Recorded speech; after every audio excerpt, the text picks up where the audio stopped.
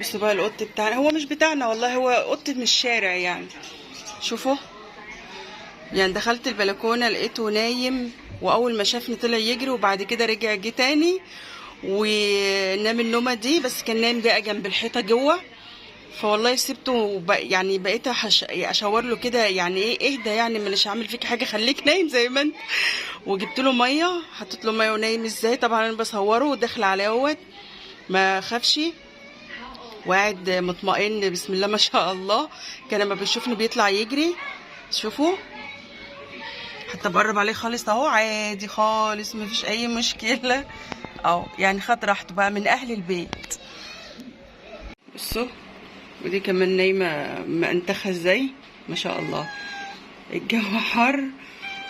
نيو، نامي نامي خدي راحتك ولا يهمك خالص.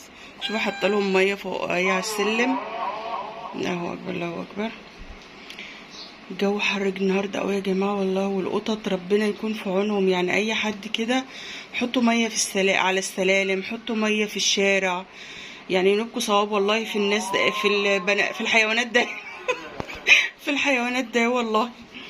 يعني نبقوا صواب جامد قوي في الايام اللي زي دي، وكمان الايام الجايه. يعني لو حطيتوا ميه على السلالم هنا فوق السطح في الشارع، يعني بيشربوا والله. وهتيجي تبص تلاقي العلبه اللي انت حطاها كلها فضت. شوفوا بتبص لي ازاي. شوف، كل ما اقرب عليها تفتح عينيها قوي. شوف، عايزه تنام بس انا واقفه. انا همشي اهو، خد راحتك. شوفوا شوفوا تغمضت عينيها تحس انها بتصعب عليا. عشان في الاخر سبت فلوس بس.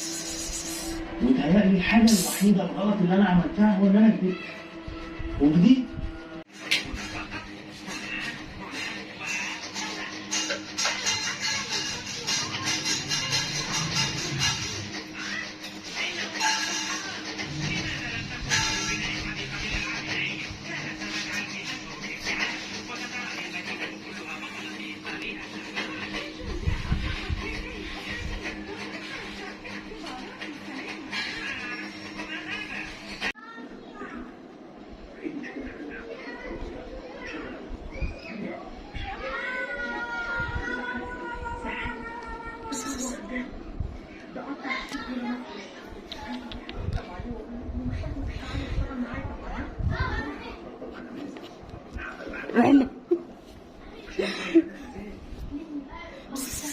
نامي نو، تعالي نامي نو.